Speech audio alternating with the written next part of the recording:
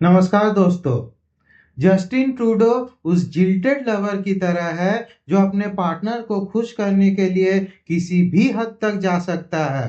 Over the past number of weeks, Canadian security agencies have been actively pursuing credible allegations of a potential link between agents of the government of India and the killing of a Canadian citizen, Hardeep Singh Nijjar.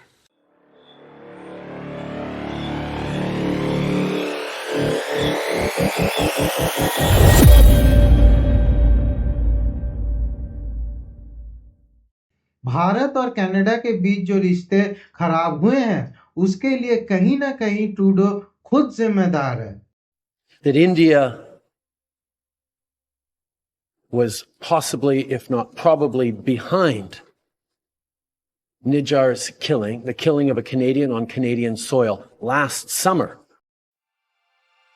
Bharat और Canada के बीच diplomatic tensions अपने चरम पर है क्योंकि Canada के प्रधानमंत्री Justin Trudeau ने भारत सरकार के खिलाफ फिर से हमला बोल दिया है और कनाडा में भारतीय डिप्लोमेट्स पर खालिस्तानी आतंकवादी हरदीप सिंह निज्जर की हत्या सहित आपराधिक गतिविधियों से जुड़े होने का आरोप लगाया है। नतीजा ये हुआ कि भारत ने 6 कनेडियन डिप्लोमेट्स को एक्सपेल कर दिया है और उन्हें 19 अक्टूबर रात के 11:59 से पहले भारत छोड़ने का आदेश भी दिया गया है। भारत ने कनाडा में मौजूद अपने हाई कमिश्नर को भी बुला लिया है। अब सवाल ये है कि ट्रूडो का पार्टनर इन क्राइम कौन है? ऑफ कोर्स खालिस्तानी तो हैं, इसमें कोई दो राय नहीं है, मगर क्या सिर्फ खालिस्तानी है?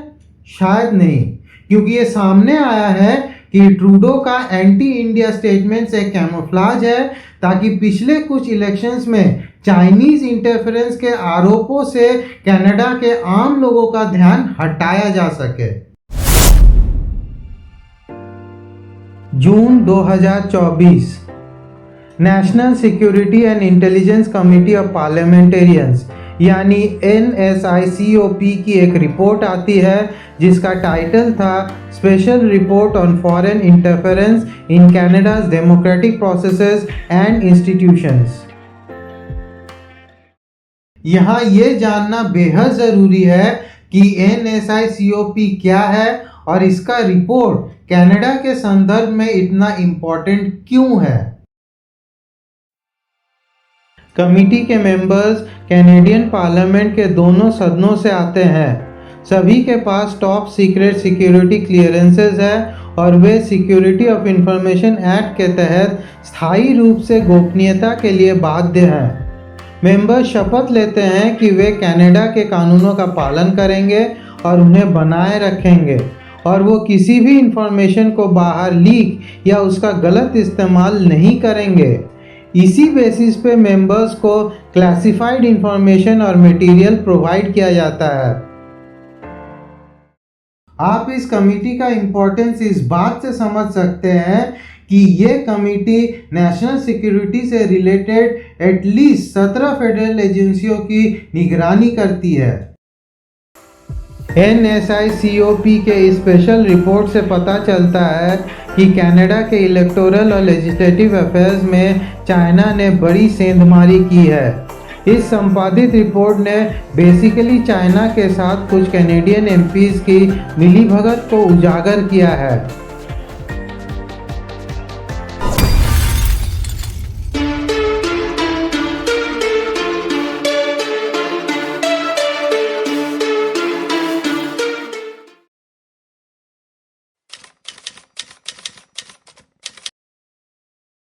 चाइना का हमेशा से ही ये टारगेट रहा है अपने वर्चस्व को बढ़ाने का। इसी टारगेट को अचीव करने के लिए उसने कनाडा की तरफ हाथ बढ़ाया है।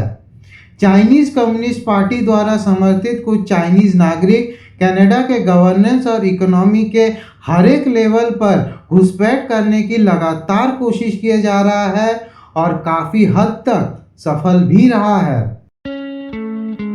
टेक्निक्स वही है जो चाइना हर जगह इस्तेमाल करता है। इलेक्शन प्रोसेस में इलीगली घुसने की कोशिश, कनेडियन अधिकारी जो बिक सकते हैं उनको घूस दे के खरीद लेना और कोवर्ट ऑपरेशंस और टेक्निक्स का इस्तेमाल करके कनाडा के मूल सिटीजन्स का शोषण करना और रिसोर्सेज को हथियाना। जो लास्ट पॉइंट में कहा गया है उसे रिसोर्स डिप्लोमेसी भी कहा जाता है। इस नीति के इस्तेमाल से पहले तो एक जियोपॉलिटिकल लेवरेज मिल जाता है, दूसरा ये कि एक स्ट्रैटेजिक इन्फ्लुएंस बनाया जा सकता है और आखिर में आप उस दूसरे राष्ट्र को इकोनॉमिकली डिपेंडेंट बना देते हैं। चाइना एक लंबे समय से यही कर रहा है।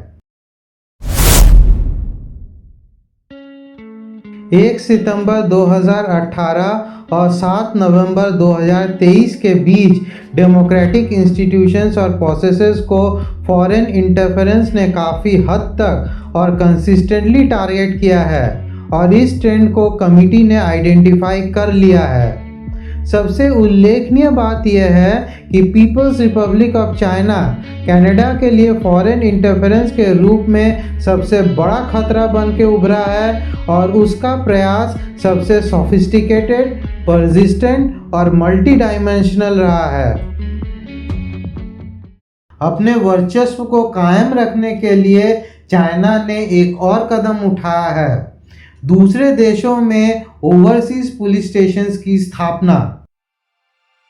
अगर सतही तौर पर देखें तो ये overseas police station Chinese government द्वारा स्थापित एक संस्थान है जो ओवरसीज चाइनीज सिटीजन्स की मदद करता है, खासकर कोविड के बाद।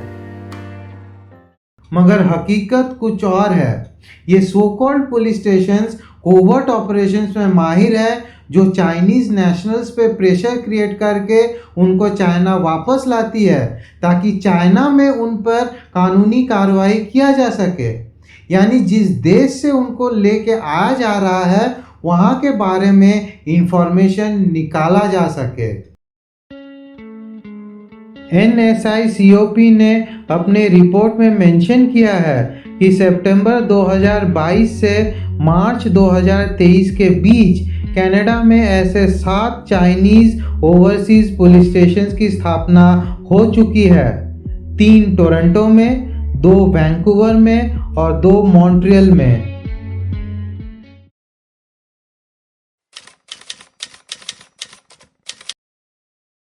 Canadian voters, ethno cultural groups या जातीय सांस्कृतिक समूहों और पार्लियामेंटेरियंस के आइडियोलॉजीज को इन्फ्लुएंस करने के लिए चाइना ने ट्रेडिशनल मीडिया के साथ साथ सोशल मीडिया का भी इस्तेमाल किया है।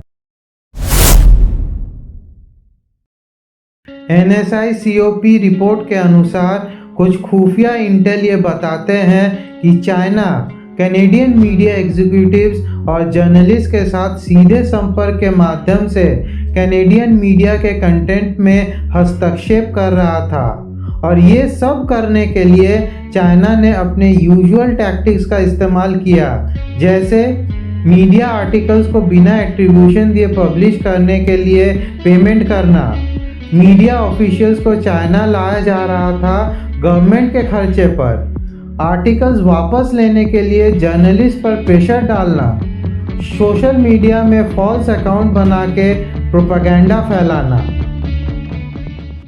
कनाडा में 2021 के फेडरल इलेक्शंस के दौरान ये सामने आया कि मेन स्ट्रीम मीडिया और सोशल मीडिया को हथियार बना के वोटर्स को कंजर्वेटिव पार्टी का समर्थन करने से एक तरह से रोका जा रहा था। हालांकि इसमें चाइना का कोई डायरेक्ट लिंक तो सामने नहीं आया, मगर जो पैटर्न नज़र आ रहा था वो चाइना के प्रोपेगेंडा मशीनरी की तरफ ही इशारा करता है।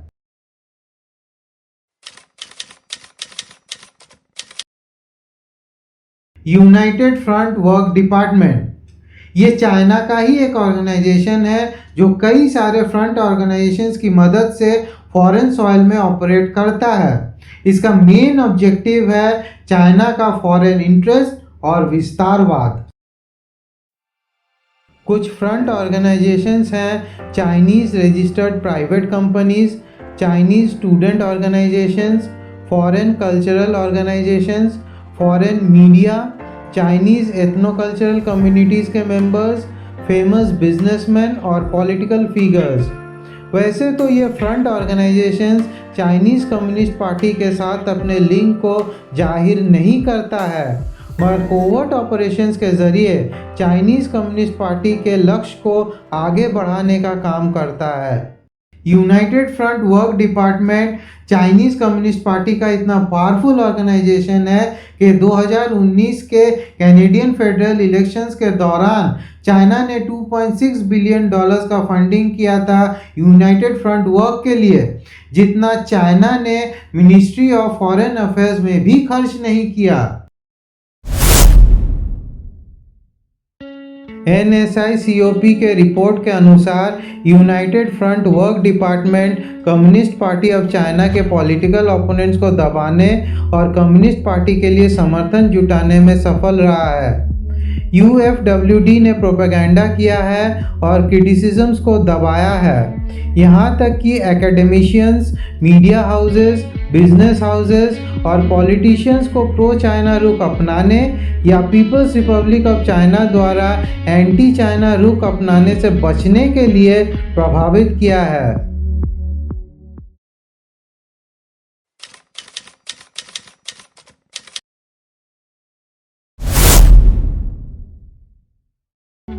NSICOP की रिपोर्ट बताती है कि कैसे चाइना ने कैनेडियन पार्लियामेंटेरियंस पे प्रेशर डाला और उन्हें एक तरह से मजबूर किया चाइनीज़ कम्युनिस्ट पार्टी के बिहाफ में काम करने के लिए। रिपोर्ट के अनुसार कम से कम 11 कैंडिडेट्स और 13 पॉलिटिकल स्टाफर्स जानबूझकर चाइना के लिए काम कर रहे थे। रिपोर्ट में एक घटना मेंशन्ड है जो ये बताता है कि कनाडा का ही एक MP किसी दूसरे देश में चाइना के एक सीनियर इंटेलिजेंस ऑफिसर से मिलता है और कनाडा से रिलेटेड कुछ सीक्रेट इंफॉर्मेशन भी शेयर करता है। सिर्फ ये अकेला MP नहीं, बल्कि कई सारे कैनेडियन MPs चाइना के साथ सीक्रेट इंफॉर्मेशन शेयर कर चुका है, यहाँ तक कि अपने कलीग्स के पोजीशन और आइडियोलॉजी को भी कॉम्प्रोमाइज़ किया है, जो शायद उस कलीग को दूसरा स्टैंड लेने पे मजबूर कर सकता है। कैनेडियन पार्लियामेंटेरियंस पे चाइना का इन्फ्लुएंस कुछ इस कदर बढ़ गया था कि कोई भी MP को रिवार्ड के नाम पे घूस या फिर पनिशमेंट दिया जाता था इस बेसिस पर कि उसने संसद में प्रो चाइना या एंटी चाइना स्टैंड लिया है। एंटी चाइना स्टैंड लेने वालों पर तो लिटरली मौत का खतरा मंडराता था। चाइना कनाडा के इलेक्टोरल नॉमिनेशन के प्रोसेस में भी घुस चुका है। पार्टी गवर्नेंस और एडमिनिस्ट्रेशन के लूपहोल्स को निकाल के वो किसी भी कैंडिडेट को सपोर्ट या अपोज करता था, यानी कि वो इलेक्शन को इनडायरेक्टली इन्फ्लुएंस करने लग गया। रिपोर्ट हमें बताती है कि नॉमिनेशन प्रोसेस में दखल देके चाइना को ही फायदा हुआ है। चाइना अक्सर उन सीट्स के नॉमिनेशन प्रोसेस में दखल देती है जो सेफ सीट कहलाती है, यानी जिस सीट से कैंडिडेट श्योर है कि जीतेगा ही। इस तरह से चाइना को डायरेक्टली इलेक्शन प्रोसेस में इन्वॉल्व भी नहीं होना पड़ा और उसका काम भी निकल आया। एक पूर्व चाइनीज स्पाई ली फेंगजी बताता है कि किसी भी इलेक्टेड रिप्रेजेंटेटिव के साथ एक रिलेशनशिप बना लेना चाइना के खुफिया तंत्र के मोडस ऑपरेंडी को सूट करता है। ये भी कहा जाता है कि 2021 के फेडरल इलेक्शंस में चाइनीज डीप स्टेट के इन्वॉल्वमेंट के कारण कंजर्वेटिव पार्टी हार गई थी।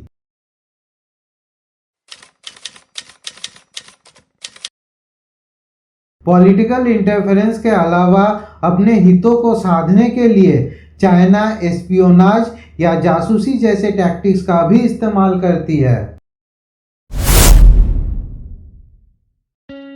2022 में यूशेंग वैंग नाम से एक इलेक्ट्रिक व्हीकल बैटरी रिसर्चर पर हाइड्रोक्यूबेक के ट्रेड सीक्रेट्स को चाइना भेजने के लिए मामला दर्ज किया गया था।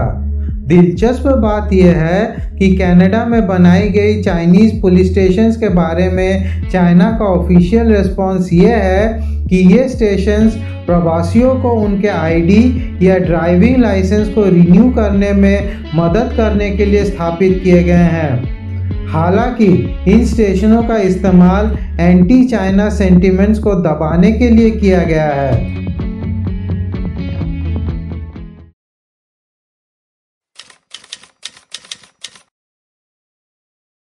National security and intelligence committee of parliamentarians के रिपोर्ट से हमें ये पता चलता है कि कैसे चाइना ने कनाडा में हुए 2019 और 2021 के फेडरल इलेक्शंस में हस्तक्षेप किया और कैसे कैनेडियन एमपीज इलेक्टोरल फायदे के लिए चाइना के आगे बिक गए। मगर इन सब इश्यूज को सुलझाने के बजाय ट्रूडो अपना फोकस भारत की तरफ शिफ्ट करता है और कोई खालिस्तानी टेररिस्ट के मर्डर का इल्ज़ाम भारत पे लगा देता है, जिसे वो बेचारा 1 साल से प्रूव भी नहीं कर पा रहा है। 2022 में कैनेडियन सिक्योरिटी इंटेलिजेंस सर्विस ने ट्रूडो को ये बताया था कि कैसे 11 फेडरल कैंडिडेट्स को 2019 के इलेक्शंस के दौरान कोवर्ट फंडिंग किया गया था। मगर अफसोस ट्रूडो ने कुछ एक्शन नहीं लिया, उल्टा उसने अपना फोकस भारत की तरफ शिफ्ट किया और एक खालिस्तानी टेररिस्ट हरदीप सिंह निज्जर के मर्डर का आरोप भारत पर लगा बैठा। Between agents of the government of India and the killing of a Canadian citizen, Hardeep Singh Nijjar. 2023 के सितंबर से लेकर 2024 के अक्टूबर तक Trudeau trust me bro type का एलिगेशंस लगाया जा रहा है, मगर आज तक भारत को कोई प्रूफ दे नहीं पाया है। ट्रूडो बेसिकली कनाडा के आम लोगों पर मंडराते असली खतरे को नज़रअंदाज कर रहा है। एक तरह से देखा जाए तो चाइना द्वारा बिछाए गए खतरे को फैसिलिटेट ही कर रहा है। कनाडा के इलेक्शन और गवर्नेंस पर चाइनीज़ वर्चस्व को रोकने में ट्रूडो पूरी तरह से फेल हो चुका है और शायद इस असली इशू से डोमेस्टिक अटेंशन को दूर हटाने के लिए ट्रूडो ऊल जुलूल बात किए जा रहा है। यहाँ ये बताता चलूँ कि ये वीडियो किसी भी तरह से ट्रूडो को जस्टिफाई करने की कोशिश नहीं करती है। उल्टा हम तो ये बताना चाहते हैं कि भारत को निशाना बना के ट्रूडो 2 नाव में सवार होने की कोशिश कर रहा है। भारत पे इल्ज़ाम लगा के एक तरफ तो वो खालिस्तानी वोट बैंक को अपीस कर रहा है और दूसरी तरफ वो चाइना को भी खुश रखना चाहता है, गिवन द फैक्ट कि चाइना कंजर्वेटिव पार्टी को ही टारगेट करती है और ट्रूडो खुद लिबरल पार्टी से है। यहाँ ट्रूडो 2 गलतियां कर रहा है। एक तरफ कनाडा भारत जैसे दोस्त को खोने की कगार पे खड़ा है, तो दूसरी तरफ चाइना कनाडा पे अपनी पकड़ मजबूत कर रहा है। तो दोस्तों, डिस्कशन यहीं पे ख़त्म होता है, मगर जाने से पहले आपके लिए कुछ मीम्स छोड़े जाता हूँ। अगर आपको वीडियो पसंद आया है तो शेयर करते हुए इस वीडियो को आगे बढ़ा दीजिए और सब्सक्राइब ज़रूर कीजिए। जय हिंद, वंदे मातरम।